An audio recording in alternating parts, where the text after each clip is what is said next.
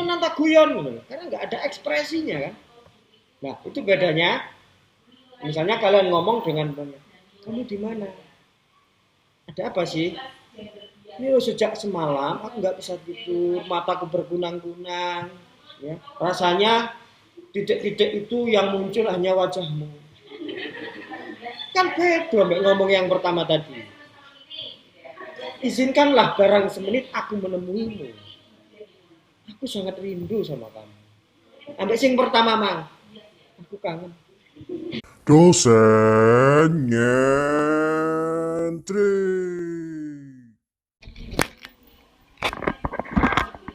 Hmm? Istilah? Istilah sastra. Jadi dalam bentuk apa itu? Makalah. Sampai sama. Dalam bentuk makalah juga. Oke, kelompok satu. Kelompok satu mana? Oh sudah. Kelompok dua. Ya ya.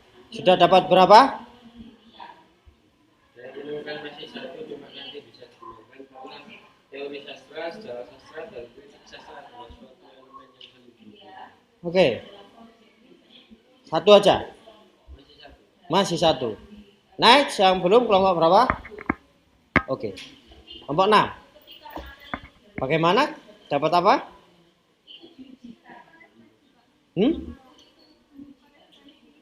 Berubah makalah. Makalah juga. Berapa makalah? 2. Oke. Ini kelompok berapa ini? 5. Dapat berapa? 1 makalah. Bentuk makalah.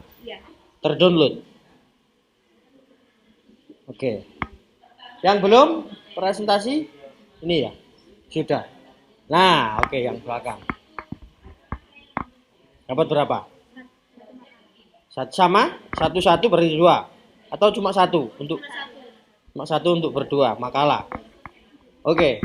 Jadi ini ceritanya dapat makalah ya. Semuanya makalah. Nah, alhamdulillah karena arti dapatnya ini makalah. Ya. Karena biasanya itu nanti akan ketemu blog ataupun website. Tapi saya tadi menduga akan dapat itu. Tapi kok semua dapat makalah ya? Apa yang dimasukkan kata kuncinya?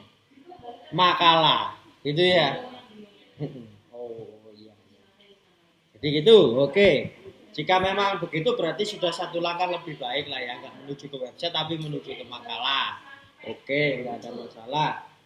Kemudian ya, kalau kalian mengetik di open acknowledgement, hilangkan kata makalah, tapi langsung ke kata kunci.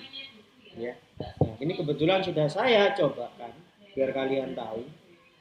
Ya, mungkin munculnya di HP sama di laptop barangkali nanti.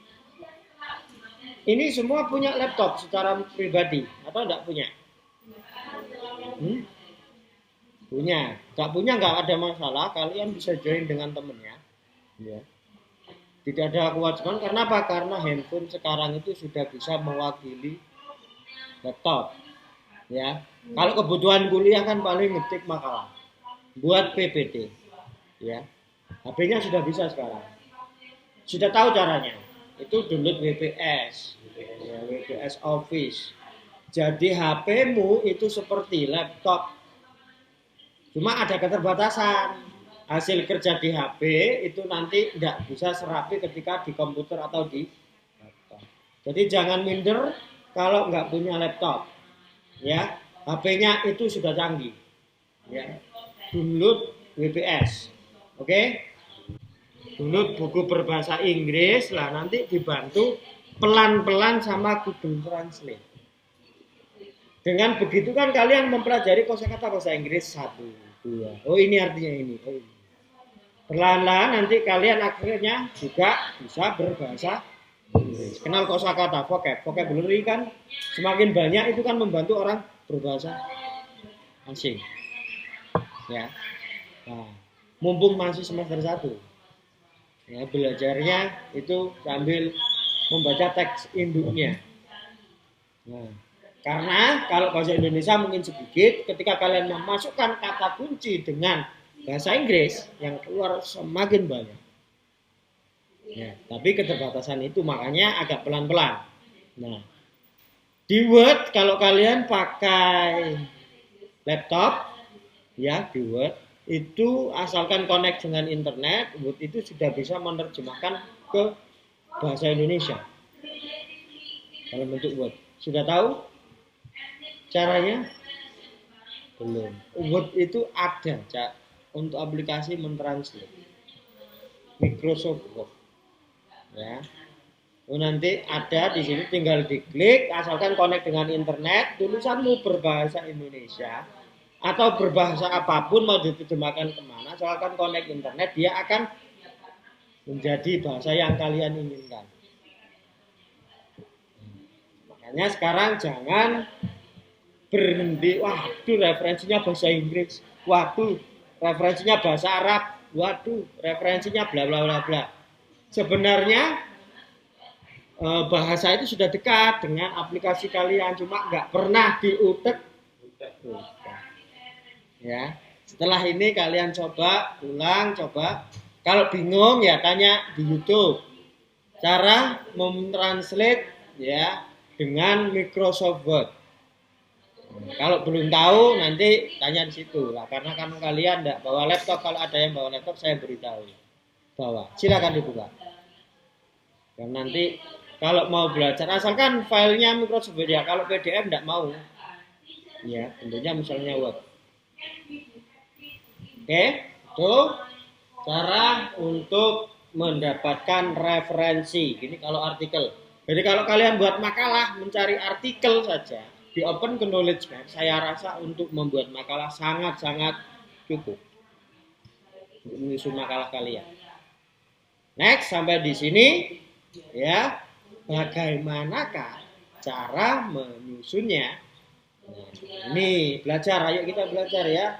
Step pelan-pelan, jangan mau instan. Ya. Kalau instan yang dapat makalah tadi, wah ini sudah bisa buat presentasi. Ya. Itu cara instan. No. Ojo dibiasakan mumpung kalian masih semester 1. Ya, belajar menyusun. Menulis ya, ngetik dengan bahasanya sendiri. Kemudian di makalah tadi atau di referensi tadi apa ada apa itu dikutip. Ya. Nanti dibuka kurung. Ya. Jadi misalnya ini kalian tulis sendiri. 1 2 3 4 baris. Nah, 4 baris ada 6 kalimat. Baru setelah itu kalian baca. Ini pembuka ya, paragraf pembuka. Misalnya ngomong puisi.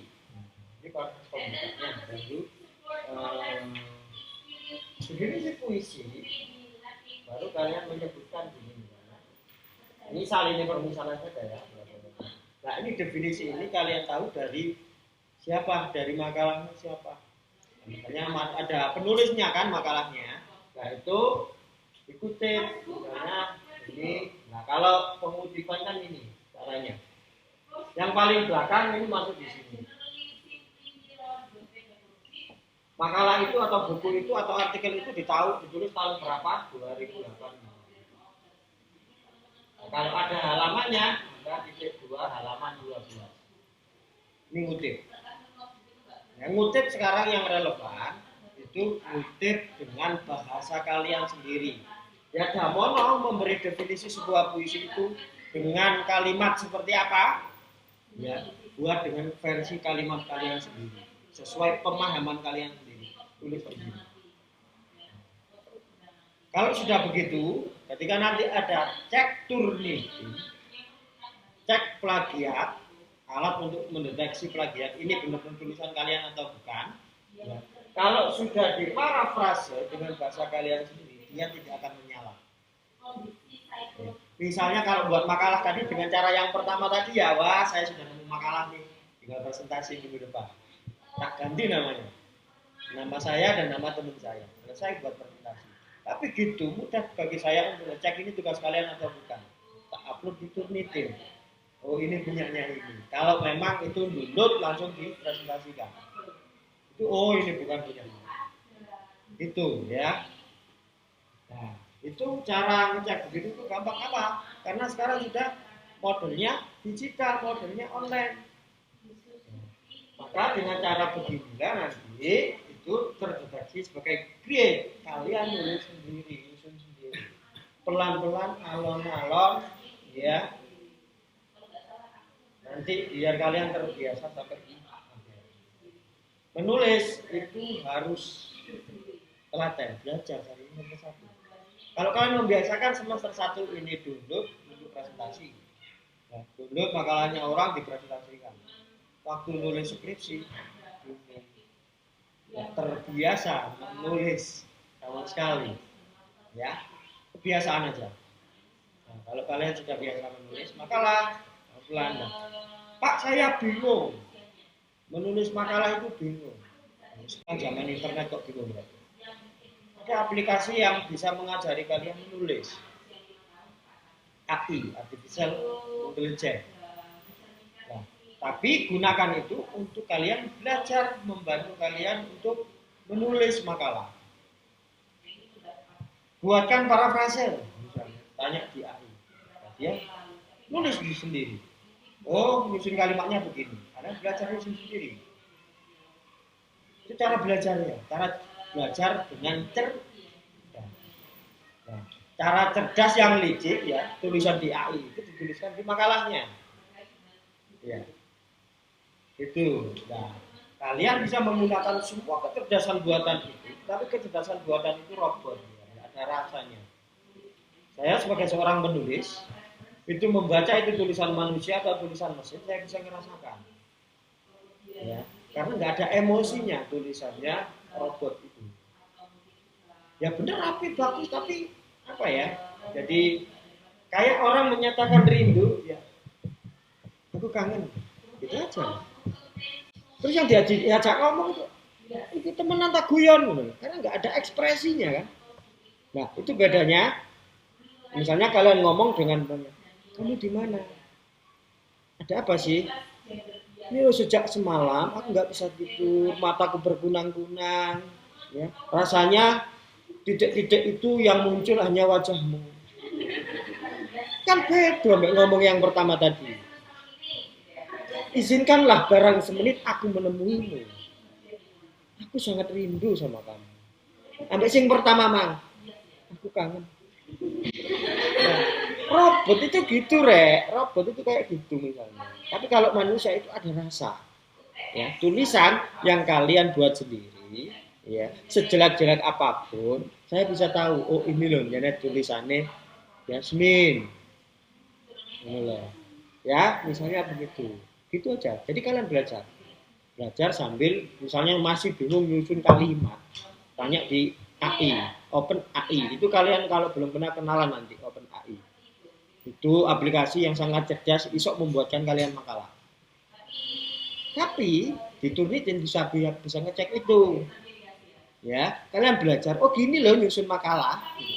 Versinya AI itu gini. Nah, terus kalian buat versi kalian sendiri. Sebelahnya buat. Oh, versinya gini. Oh, ini kalimat pertama ini harus ngomong. Oh, AI ngomong ini. Coba kalian masukkan lagi kata kunci yang sama atau kata kunci yang mirip-mirip, dia nulis gitu lagi AI. Tapi kalau kamu sudah dapat ilmunya, kamu bisa lebih berkembang dari dia. Itu bedanya antara robot dengan manusia. Kalian bisa belajar dari robot untuk kerja cepat. Tapi kerja yang ada rasanya tetap manusia. Robot itu tidak bisa menggantikan manusia. Gitu ya. Jadi itu nanti kalian belajar untuk menulis, buka OpenAI untuk cara nulisnya. Kalian nggak perlu browsing begini-begini, kalian tanya OpenAI, tugasnya selesai. Dan itu dimusuhi oleh dosen-dosen mungkin di Indonesia. Tapi saya enggak, ini cara belajar yang bagus. Tapi belajarlah, tulisanmu isok nulis cepat tapi ada rasanya. Buka OpenAI, ya, baru kalian edit. Kasih perasaanmu ke tulisan itu, ya, biar nggak aku kangen gitu, ya. Masukkanlah, editlah tulisan itu dengan bahasamu, tambahi. Oh kata ini nggak enak, saya ganti. Itu cara belajar cerdas. Enggak cara belajar instan, belajar instan tanya, halo AI, buatkan saya makalah. Baik, siap. Dibuatkan. Itu tapi nggak enak, kayak aku kangen tadi loh. Nggak enak, nggak ada rasanya. Ya, saya bisa mendeteksi itu walaupun tanpa alat saya bisa. Ya, nggak perlu buka Turnitin terus kalau kalian tak upload gitu ya. Saya baca itu sudah dapat feelnya. Makanya belajarnya nanti pelan-pelan gitu, ya. Cara cerdas, cara cermat, kemudian kasih perasaan kalian, ya. Itu ya caranya. Kalau kalian memberi sentuhan dengan perasaan kalian, nanti dosennya itu baca dengan perasaan dosennya. Oh ya Allah, arek serius belajarnya. Nah, di situ agar indah gitu gini ya. Silakan ada yang mau ditanyakan? Ini persiapan menyusun makalah, persiapan saja. Biar nggak sampai keliru menyusun makalah itu. Ya, mumpung masih semester 1 naik keliru dari awal terus gitu caranya sampai semester 8. Tapi kalau kalian berusaha ngempet dirinya, oh saya belajar menyusun makalah yang baik, nulis makalah, cara cepatnya bagaimana, terus cara cepat ini biar nggak kayak robot bagaimana, di parafrase. Parafrase tahu? Jangan-jangan saya bicara parafrase terus kalian nggak mudeng, diem aja. Oh parafrase apa sih? Parafrase mudeng nggak? Boten. Parafrase itu ya, misalnya ini, ya, misalnya ini ada kalimat ini kan misalnya dibuat oleh buku, oleh Sapardi sendiri misalnya, atau oleh OpenAI, sosiologi karya Sapardi Djoko Damono. Nah, kalian ubah dengan versi kalian sendiri. Coba ini, siapa yang mau membuat versi berbeda dengan kalimatnya sendiri? Silakan. Coba. Siapa nama? Liksi. Itu Pak Liksi. Kamu akan menulis apa kalau ini modalnya?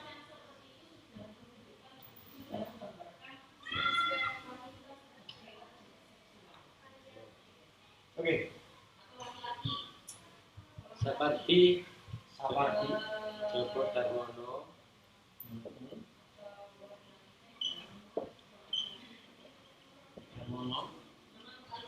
telah menyusun karya ilmiah atau buku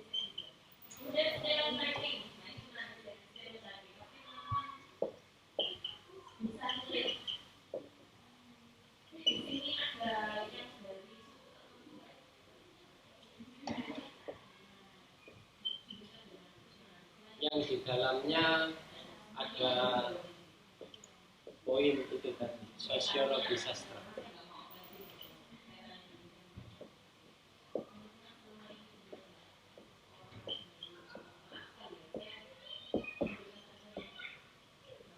Oke.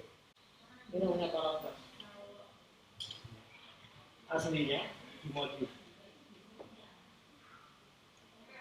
Ini bisa jadi Sapardi Djoko Damono ini akan muncul penafsiran-penafsiran yang berbeda. Misalnya akan ada yang menafsirkan karya Sapardi Djoko Damono dianalisis dengan sosiologi bisa ini, bisa juga yang lain. Nah, apa? Karena ini hanya satu kalimat. Dia akan lengkap dan utuh, biasanya kan menjadi paragraf. Ya, oh ini ternyata arahnya di kalimat ini, itu baru bisa nanti parafrasenya. Tapi kalau dalam bentuk kalimat, nah ini kan sudah berubah dia. Ini namanya parafrase. Kalau misalnya hanya dibolak-balik katanya, misalnya jumlah katanya sama, tapi dibolak-balik aja biar nggak sama, itu juga parafrase. Ya. Jadi itu caranya. Agar kalian bisa belajar dengan cerdas, belajar dengan cepat, ya.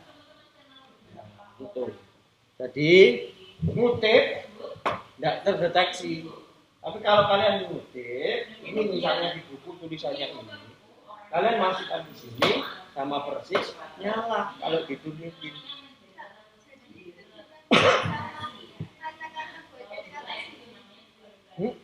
Baru ini nanti rujukannya, misalnya rujukannya ini ya ini ngutip ini namanya ngutip. Parafrase ngutipan tidak langsung. Dikasih bumbu sendiri. Hah? Dikasih bumbu sendiri. Dikasih bumbu sendiri. Memang akan rawan penafsiran, tapi tidak ada masalah. Nah, itu kan versi penulisnya. Yang nulis makalah misalnya versi Ahlan, nah berarti ini memang versinya Ahlan. Dia memahami materi itu begini. Kalau kamu nggak setuju buat atau tulisan untuk menentang tulisannya Ahlan. Nah, itu loh cara kerja ilmiah. Gak debat ngalor itu tapi menghasilkan karya. Saya nggak setuju dengan lah itu modelnya. Menulis artikel untuk melawan artikel. Nah, itu namanya ilmiah. Nanti ada titik temunya. Walaupun itu tidak menghasilkan titik temu, nanti orang itu akan menganalisis, oh versinya ini membaca ini begini, versinya ini membaca ini begini. Oh jadi mungkin penafsiran itu menjadi begini, ilmu itu kan menjadi semakin luas.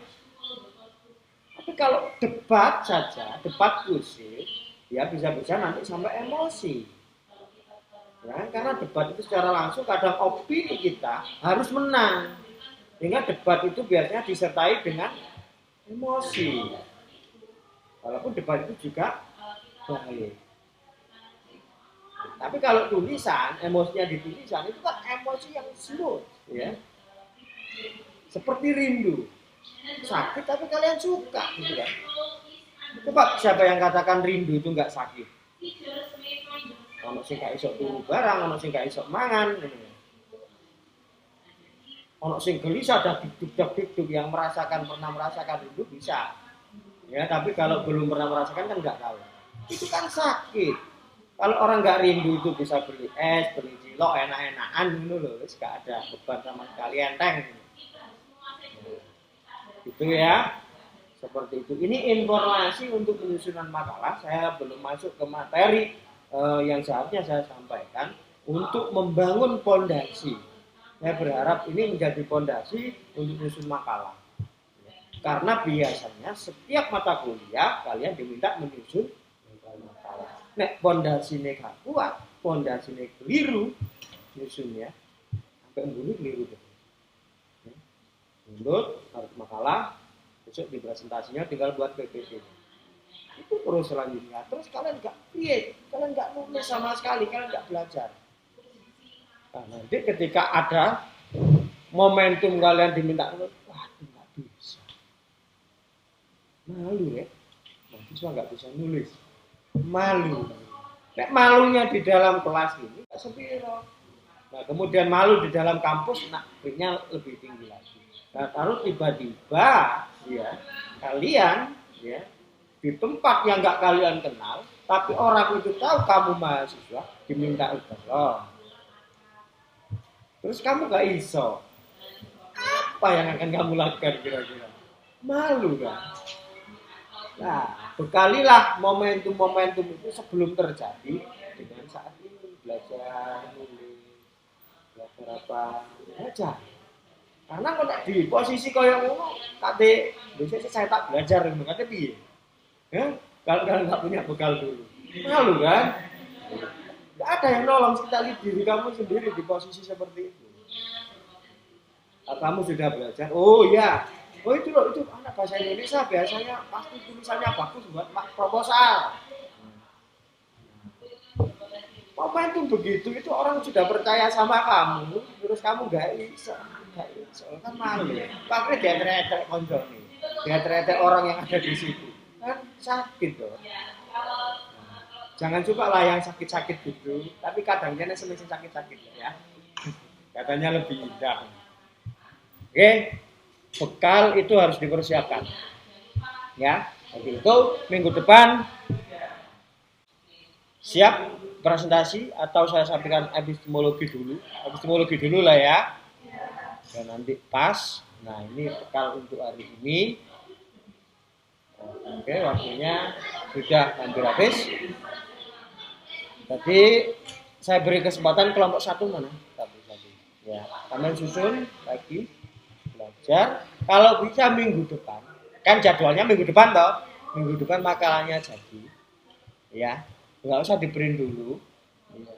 Tapi soft file, ya. Nanti tunjukkan ke saya beri masukan.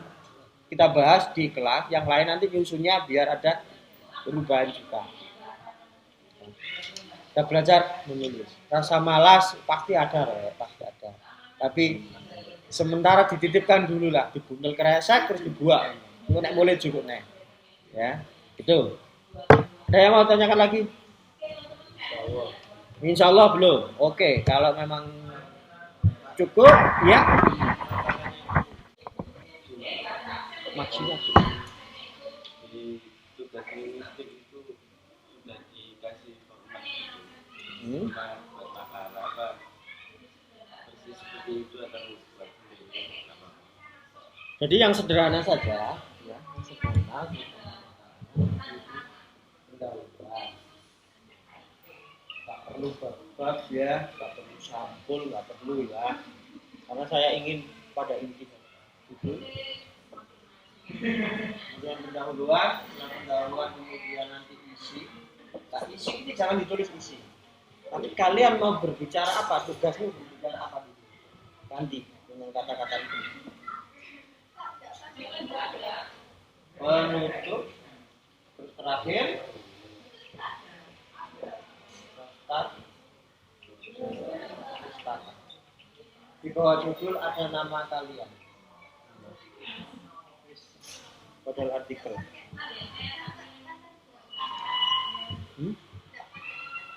Pendahuluan ini mewakili latar belakang, ya, atau pembuka atau apa lagi, simple, ya. Jadi sehingga nanti ganti bab nggak perlu di-enter lagi, kok halamannya juga akan ini aja. Yang saya harapkan walaupun nanti hasil kalian ringkas dikit, tapi itu tulisan kalian, itu yang saya harapkan. 15 halaman tapi juga ini internet, itu saya kurang apresiasi. Untuk oleh 5 halaman tapi itu nulis penuh dengan keringat yang menetes gitu ya. Nah itu lebih indah. Ya, akan saya apresiasi. Jadi gini, jadi pendahuluan, isi, penutup, setelah itu daftar pustaka. Belajar nyusun daftar pustaka. Sudah bisa. Nek lupa belajar lagi. Ya, nek lupa belajar lagi karena di SMA itu sudah diajarkan nata jukopen, nama, tahun, judul, kota, penerbit. Itu waktu di SMA itu diajarkan ya. Sekarang ngutipnya bagaimana? Oke. Ada lagi?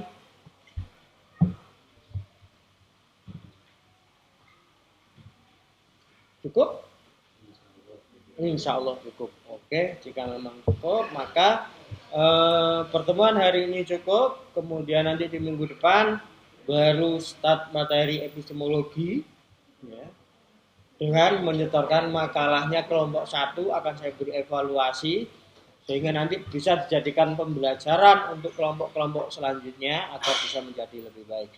Cukup sekian dari saya akhiri. Wassalamualaikum warahmatullahi wabarakatuh. Jangan lupa subscribe.